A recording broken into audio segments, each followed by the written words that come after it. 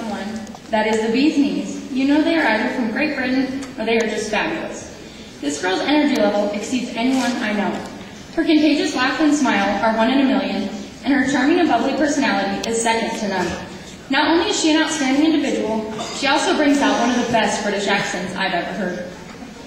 The moment I met her, I knew she would have a lasting impact on my life forever, and boy was I right. Exactly a month ago today, I lost my big sister, a former FFA member herself, to a terrible car accident. You'll never guess who has helped remind me of all of the amazing memories we have shared together, all of the laughs and smiles she has supplied us with, and most importantly, she has helped me to see the beauty in the guardian angel that we are now blessed with. It's hard to express with words the impact this officer has had on my life. She has served as a role model, a sister, a friend, and an occasional instigator to some fights worthy of pay-per-view. I looked up to her as a child, and to this day she inspires me to embrace life with everything it offers. Like her, I hope that one day I can impact people's lives in such a positive way. Through the past month, we have learned the importance of family, and though we may not always see eye to eye, I wouldn't trade the memories we have made for anything in the world. We may not be from Great Britain, but neither is she. But here comes our friend, sister, and your State Vice President, Michaela McNamee.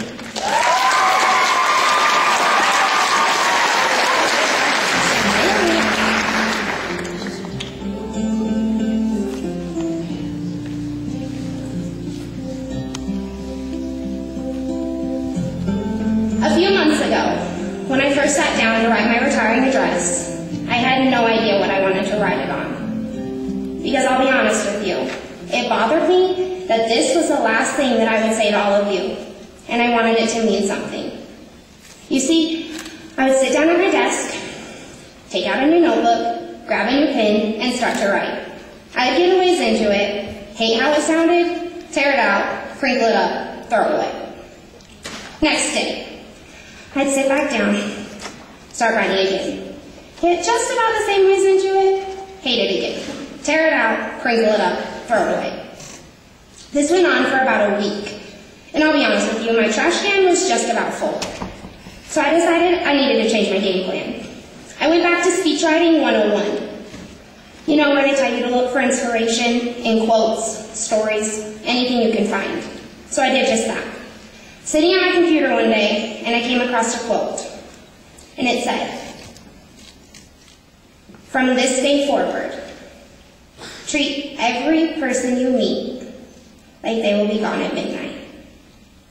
Extend to them all the care, kindness, and understanding you can muster. And do it with no thought of any reward.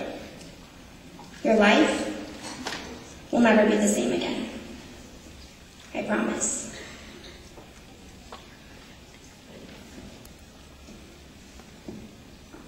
Did you hear me? From this day forward, treat every person you meet like they will be gone at midnight. Extend to them all the care, kindness, and understanding you can muster. And do it with no thought of any reward. Your life will never be the same again. I promise. You see, what happened next wasn't a miracle, nor was it a huge change of heart. Instead, my world came crashing down around me when I got a call on March 7th that would change my life forever. You see, I've always been a big believer that everything happens for a reason, and that God doesn't give you more than you can handle. But the night that my dad called and told me one of my classmates, teammates, and a girl I very easily called my sister, was in a terrible rollover accident and had lost her life, I lost all faith. You see, I couldn't understand how such a sweet, loving girl could be taken away at just 19. I couldn't wrap my head around it. That night was probably the longest night of my life, because I laid there in shock without any understanding of what was happening to me. Because at that point, it was a dream, a really terrible dream. You know, like the one where you jump off a cliff and you're just about to hit the ground, but then somebody wakes you up and everything's okay? Yeah, that one. Except this was real life, and there was no waking up from it. That week passed in a blur, and I don't remember much, but I remember I cried. I slept. I cried, and I slept. Seemed like that was all that I could do. And I remember waking up on the day of the funeral knowing I was about to face one of the hardest days of my life. And as I sat there, I was listening to the readings. And the first one said, age has nothing to do with the amount of years that you've lived, but everything to do with the amount of lives that you've touched and how much you lived and the amount of time you're given.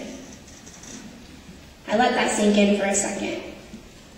Kales was 19, yes. But as I looked around, I realized that in those 19 years, she touched more lives than most people do in 90. You see, God didn't take her because he was punishing us. She simply had done everything that he needed her to do. That crazy cowgirl had a smile that could light up a room. And her smile will be what everyone remembers her for. She could bring everybody to tears because we were laughing so hard. And I'll be honest with you, she's one of the main reasons that I stand before you today. Because she was my right-hand woman when I needed somebody to fly a kite with me up and down the hallways because I was so nervous about my state officer interviews. She was a once-in-a-lifetime friend, and she was gone before midnight. I realized at this point there was no point in being mad at God, because the only person I could be mad at was myself. Because I let this consume me, when I really needed to let it drive me. You see, I realized that there was a reason. I may not like it, and it may not be fair, but there's always a reason. I needed to use this and make this my story. I never lost my faith. I simply started to doubt it. You see, in life you're going to be thrown curveballs. Something will come flying in out of left field, and I promise it'll hit you so hard that you won't know what to do with it. But I'll also tell you, it's in those moments of weakness that you'll find your true strength. Because it's okay to cry. It's okay to be hurt, and it's okay to be upset. But you can't unpack and stay there.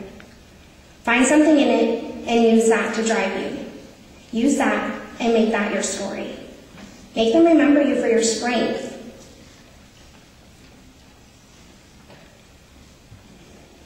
Leave no doubt that from this day forward, you're going to love a little harder, hold people a little tighter, and show them exactly how life should be lived. Because I promise you that each second is not an accident. You're given each and every day to make the most of it. And I've learned firsthand that tomorrow is not guaranteed. Live like Kales did and make life your own. Don't worry about what people think. Because I'll tell you, if they're meant to be there, they'll find a way to stay. Just trust that you're doing everything you possibly can, and God will take care of the rest. Ladies and gentlemen, take a step back and look at your life right now. Because if you're anything like me, there's somebody in your life that you don't tell them nearly enough how much you appreciate them. So I challenge you, before midnight tonight, find that person. Call them, text them, email them, do whatever you have to do. But before midnight tonight, make sure that they know that you appreciate them. That big or small, they changed you. And most importantly, above all else, make sure that they know that you love them.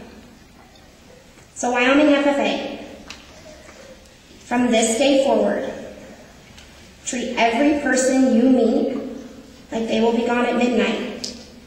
Extend to them all the care, kindness, and understanding you can muster, and do it with no thought of any reward. Your life will never be the same again, I promise.